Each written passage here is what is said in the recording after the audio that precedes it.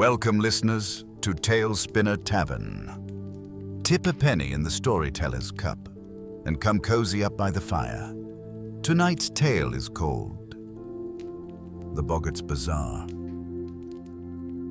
I was finishing up for the night when I noticed the ice in my nightcap had melted, watering down the last few sips of whiskey.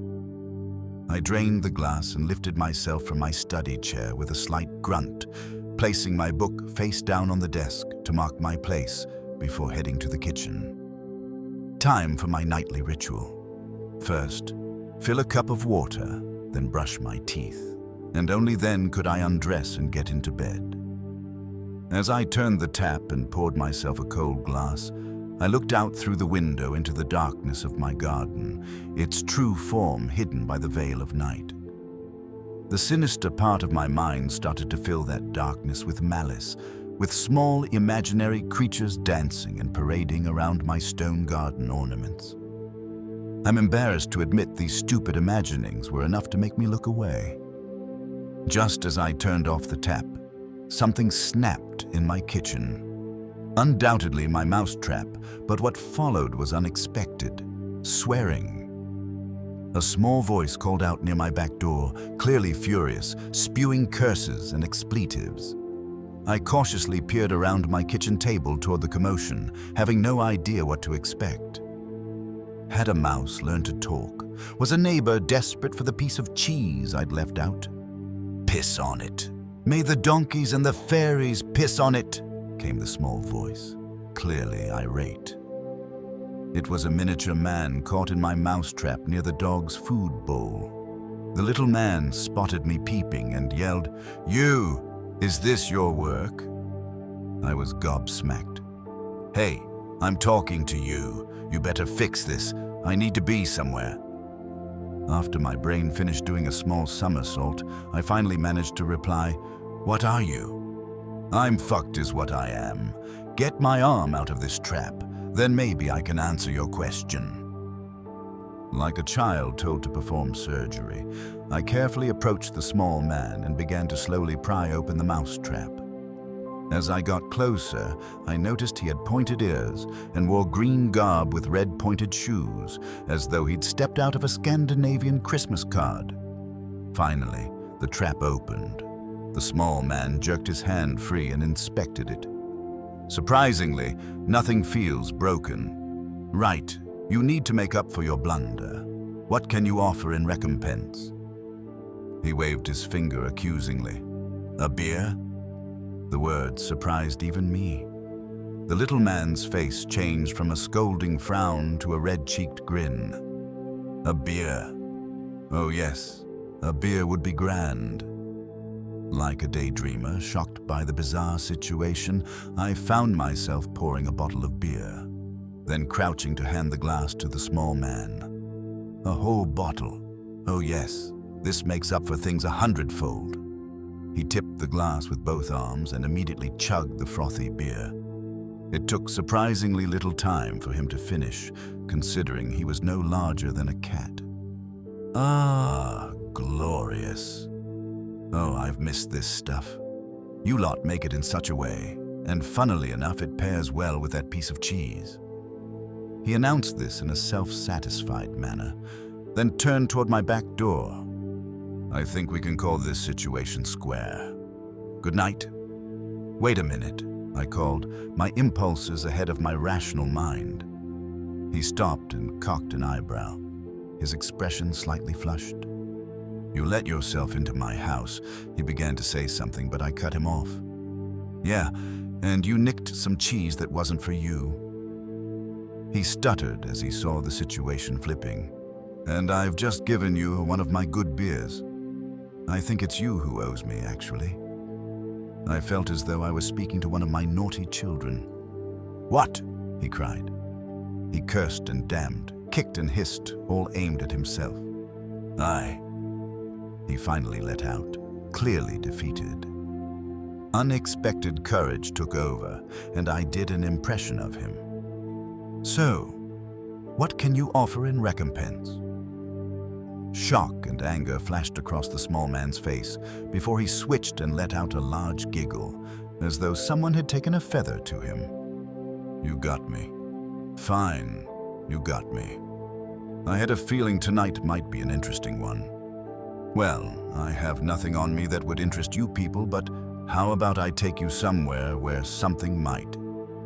He rubbed his bearded chin like a scheming old man. Okay. Where?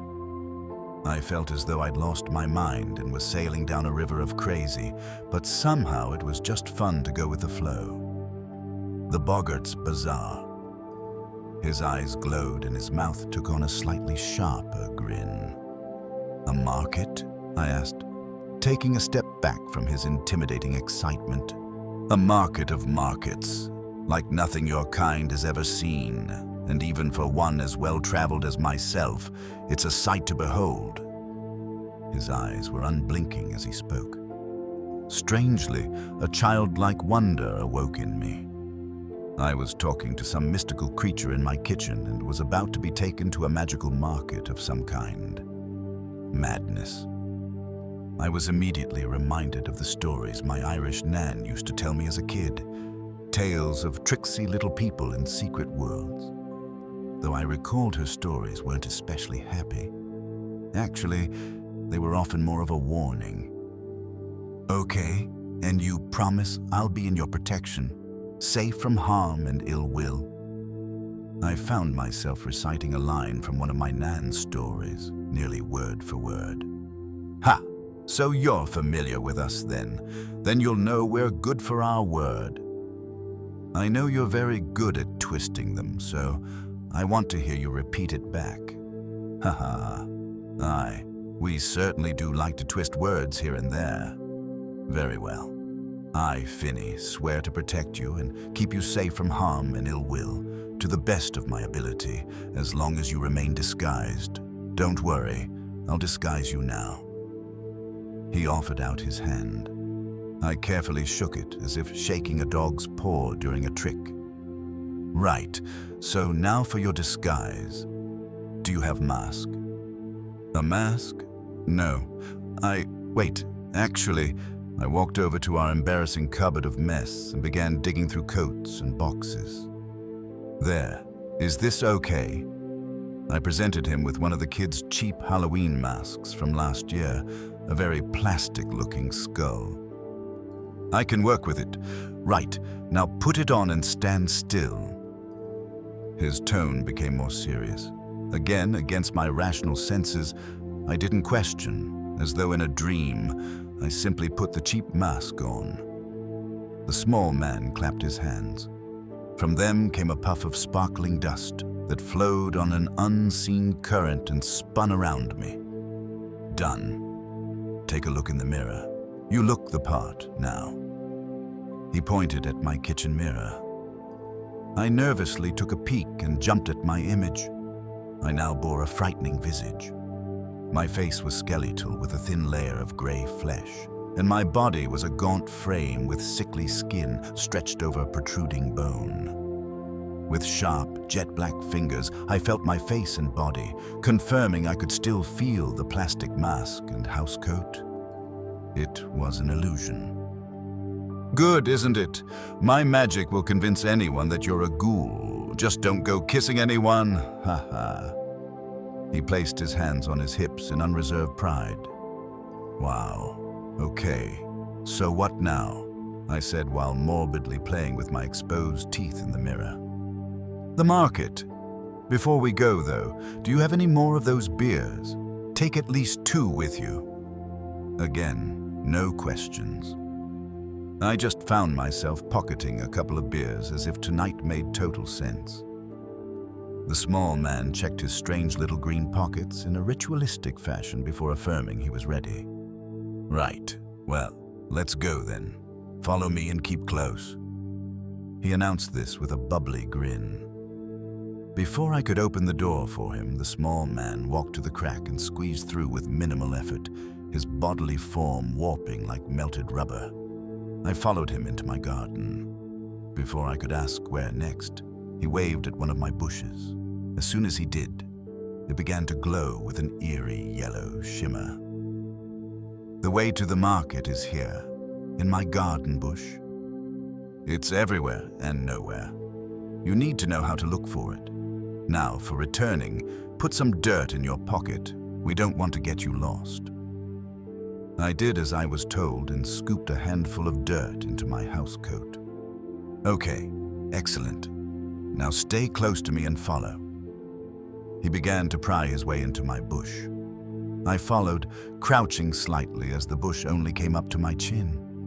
I pried at the pointy branches and pushed my way in too, smelling the earthy, sour scent of the leaves as I continued to press through. I realized we were walking far longer than I would have expected for a 2-meter-wide bush. Eventually, everything became a bright yellow-white light as the branches began to disappear.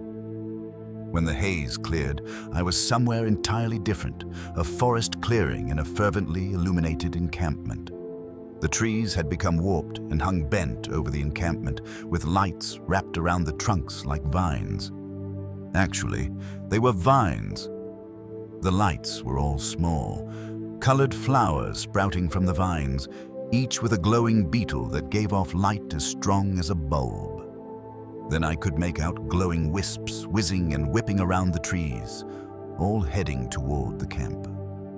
I'd assumed they were more glowing beetles, but I could just barely make out arms and legs as they fluttered past with insect-like wings.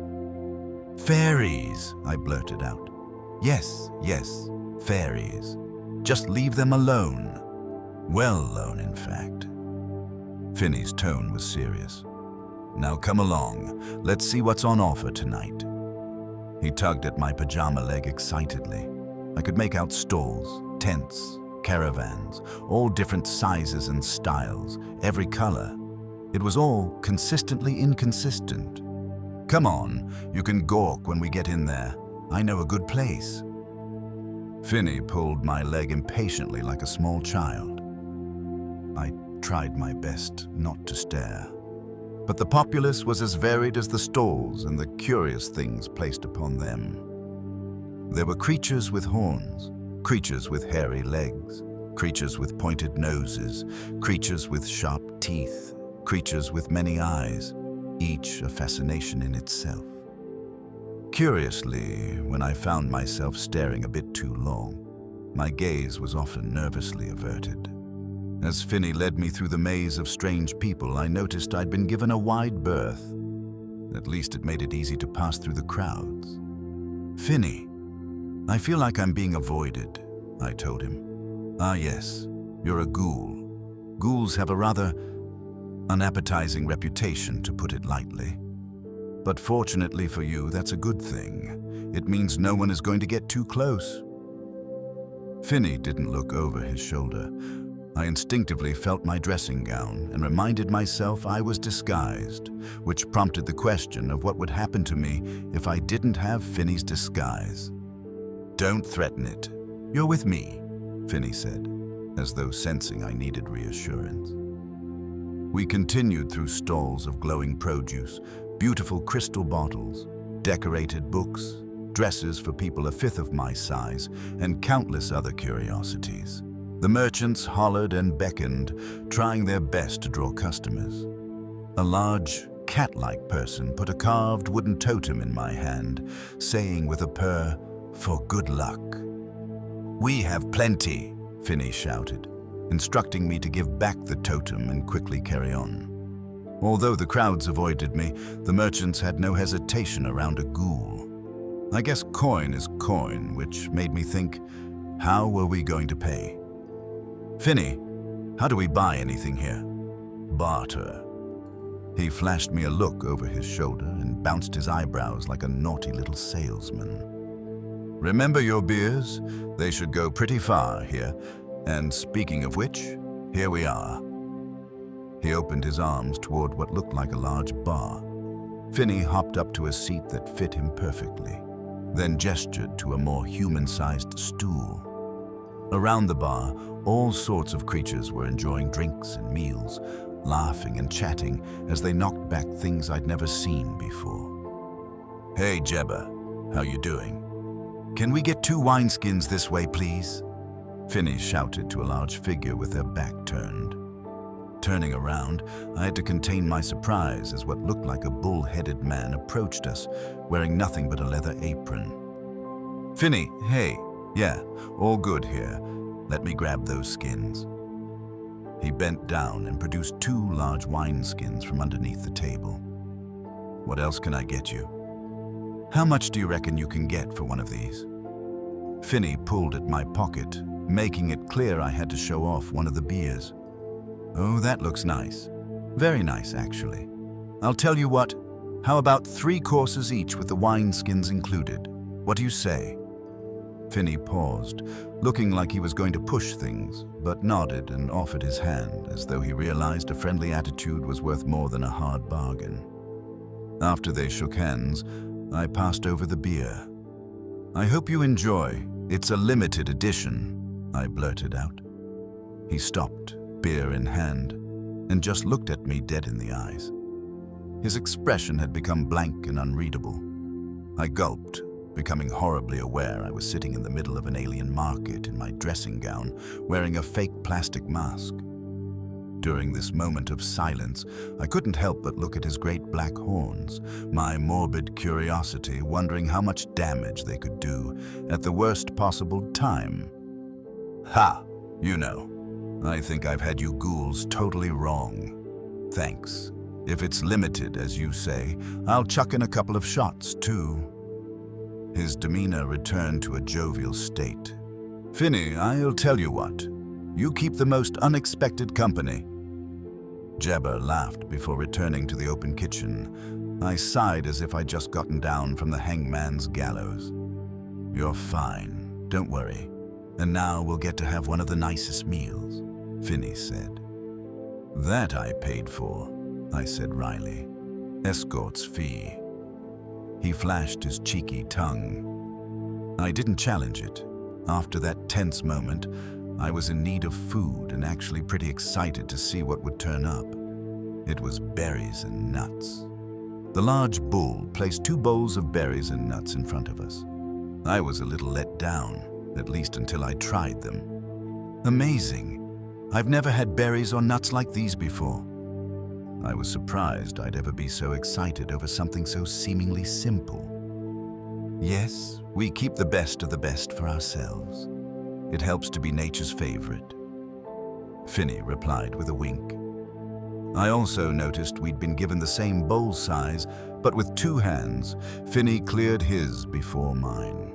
Then, before I knew it, the bull had put another 2 plates in front of us, again, the same size.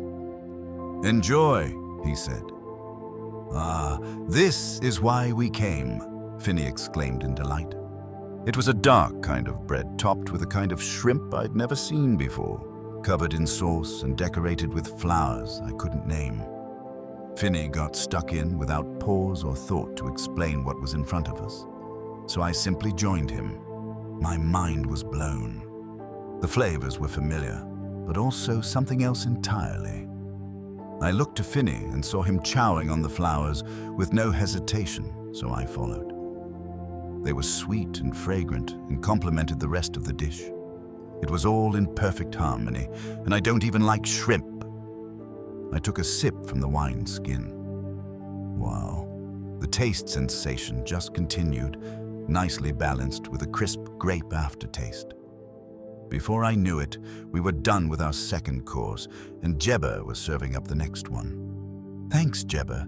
That was amazing," I found myself saying. "Ha, no worries. You know, you ghouls are all right." He grinned with large, chunky teeth. Our last dish was clearly something sweet. The smell hit me, but I couldn't figure it out as it looked like a beautiful mess. Seeing the look on my face, Finney enthusiastically filled me in. "Goblin cake. We call it a cake anyway, but technically, it's at least 5 different puddings in one." I took a spoonful of the sponge and shivered at how rich it was. Finney laughed. Goblins are known for their insatiable sweet tooth. I continued and tried the jelly, the cream, the biscuit, and the honeycomb, each richer than the last. I struggled to finish this dish. Finney, on the other hand, was licking his plate clean. "So, what shot are you having?" asked the horn-headed bar owner. Finney's grin grew to reach his ears. "Fairy fire, please." Jebba chuckled and jovially shook his head as he uncorked a jug and poured 2 shots into a pair of flower heads. Finney raised his flower head in a toast. "To unexpected nights." "To unexpected nights," I said in turn before we necked the small flowers. Fire was the appropriate name. It went down and lit up my insides. I'd never been so conscious of the shape of my gullet before. The entire walls were burnt in a flash. I coughed, and as I did, a flicker of sparks and a puff of smoke came up. Slapping his knee, Finney roared with laughter, having clearly fared far better than me. A fun way to tie off a nice meal, and it was a good meal, no? After I desperately washed down the fire with some wine and regained the ability to speak, I nodded and agreed fervently. "Yes, it's been amazing. It was a really amazing meal." Jebba smiled. "Glad to hear it. Finney, you bring your ghoul friend here again, you hear?" "Thanks, Jebba. Always a pleasure. Take care now." Finney hopped down from his seat like a toddler at the adult table. I waved goodbye before following Finney's lead back into the ever-changing crowd. Again, we walked through constant wonders, looking at curiosity after curiosity. Too many for me to stop and ask Finney to explain. There was music too, harps and guitars being softly plucked from a small stage. I could see the artists were a mix of creatures both large and small, all playing in harmony. It could have been a sensory overload with all the delicious smells, wondrous colors, and cacophony of voices, but it wasn't. Somehow it was chaotic but calming, like watching the tides. As we walked, Finney occasionally stopped, eyeing up some merchandise here and there, scratching his chin as he assessed their quality. Finney struck me as the clever type, happy and smiley but as sharp as a knife when he needed to be. I felt safe in his company. After a lot of pottering between stalls, one finally caught my eye. It was an apple cart. Funny, after all the wondrous sights, it was a cart of red apples that spoke to me. Ah, the true red delicious. Yes, these are certainly something special. Expensive, but well worth the price. Finney saw where my eye had gone. We made a beeline to the cart, which was being manned by what looked to be a satyr. "Welcome. Are you interested in a red delicious?" The satyr pulled at the sides of his golden waistcoat in a prideful fashion. "Very much so. Would you trade for one of these?" Finney pulled at me again. I showed the merchant my beer. The satyr's face lit up. "That's perfect. I'll do you 1 delicious for that." I looked to Finney to get his frugal assessment. Finney pursed his lips and nodded in approval. I passed over my beer and was handed a deep red apple in return. The dotted lights from above shone off the apple's perfect, unblemished skin in my hand. Part of me wanted to save it, but tonight it felt like a night of living in the moment and just enjoying what life had to offer. So I bit into it, crisp, sweet, cold, and delicious. I closed my eyes and could picture the massive tree that had borne this fruit. I could then see the tree's life, an ancient life that started as a seed from a fruit just like the one I now held. It's bizarre, but I felt a powerful sense of oneness as I continued to chew the apple. The satyr and Finney stood looking at me, smiles on their faces. Clearly, they understood exactly what I was experiencing. "Wow," was all I could manage after a long pause. "They're really something, aren't they?" Finney said, to which the satyr humbly nodded. I was enjoying the afterglow of the bite I'd just taken when I was interrupted. "What are you doing?" A raspy voice came from my left. Jumping slightly, I turned to see a creature I'd only seen once tonight, in the mirror of my home. It was another ghoul. Somehow, this one was especially ghoulish, partly due to the large scratch marks that had opened up parts of the creature's face. Why is a ghoul eating a rotten apple? It drew closer to the point where I could smell its rank breath. Its breath was an unmistakable indicator of its diet: death. The creature looked at Finney and the satyr, then tilted its head as it looked back at me. You have a Boggart in your company. Ghouls don't mingle. It twirled a black-clawed finger toward Finney, its receded lip twitching. I had an impulse to defend my newfound friend, but before I could respond, Finney piped up, not before gently throwing a puff of sparkling dust at the creature's face. He's broadening his horizons. Now we humbly wish you a good night. Come on now, friend. Let's leave. Finney was very polite but hurried. The creature stood stunned, motionless. Finney quickly yanked at my leg as he began to walk away. Boggart trickery! The ghoul suddenly cried, snapping out of its induced stupor. As I was the closest to the creature, it reached out a claw and grabbed my shoulder. Where the creature's claw met my shoulder, I saw a magical shimmer that moved like sand in water, disturbed by the sudden movement. Both the ghoul and the satyr jumped back a step in surprise. Human, the ghoul cried, its voice filled with anger and sudden hunger. Finney suddenly flew up to my level on a cloud of sparkling dust before he quickly threw another puff at me. We're leaving, Finney shouted. My legs were immediately lifted from the floor. Before I could even make sense of it, Finney took my collar and pulled. Then we were flying. Well, not entirely flying, but hovering at least, and moving at full speed. I looked over my shoulder. The creature was also in a full sprint, but on all fours. Ducking and weaving, Finney led us through the crowd of creatures. Yelps sounded out as drinks were nearly spilled. Goods were nearly dropped, but somehow Finney avoided all mishaps. Behind us was a different story. Cries sounded out as the creature tore through the crowd, items being flung and bodies being toppled. The ghoul was unaffected by any of it. The thing hunted us like a dog, but galloped like a horse, if a horse had great claws. I could hear Finney panting. It seemed zipping through the crowd on magic still took great effort. The commotion soon led to the crowds breaking apart and avoiding us entirely. Before I knew it, we were at the edge of the market, but at the same time, the frantic growls of the ghoul had become incredibly close. The lights flickered as the chase had disturbed the beetles that slumbered in the flowers above. I was worried Finney was going to lose his grip on my collar, but he desperately held on firm, his tiny knuckles white. I could hear scratching of earth from behind, but before the creature could pounce on us, Finney suddenly stopped and turned. He flung a ball of shining dust at one of the trees that gated the market.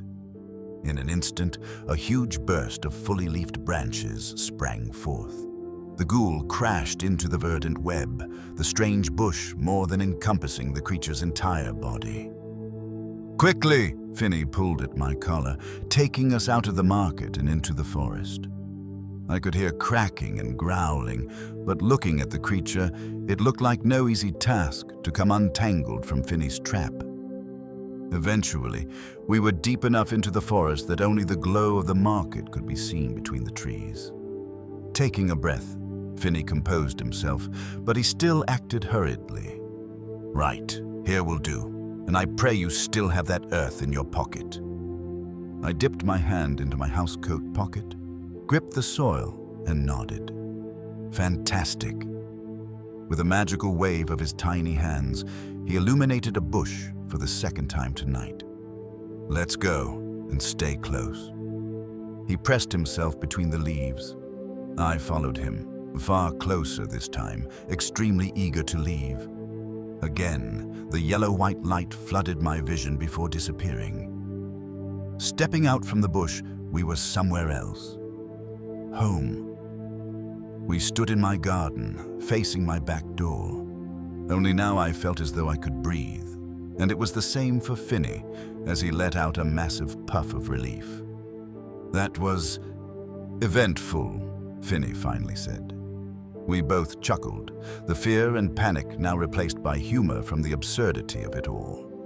"So tell me, how did you like the market?" I took off my mask as a shimmer of dust fell off me. "Amazing," I said, not missing a beat. "My name is Josh, by the way." I shook Finney's hand. "Well, Josh, it was nice to meet you, and I'm glad you had fun. I'll be taking my leave now, so take care." His eyes creased from his polite grin. "Thanks for everything, Finney. You take care too." Finney began to step into another bush before I stopped him. "Oh, Finney, you're always welcome round for another beer." Finney paused, then showed me a massive smile before waving goodbye. Then Finney was gone. Standing there in my garden alone, wearing nothing but my housecoat and holding my kid's Halloween mask, I decided it was certainly time for bed.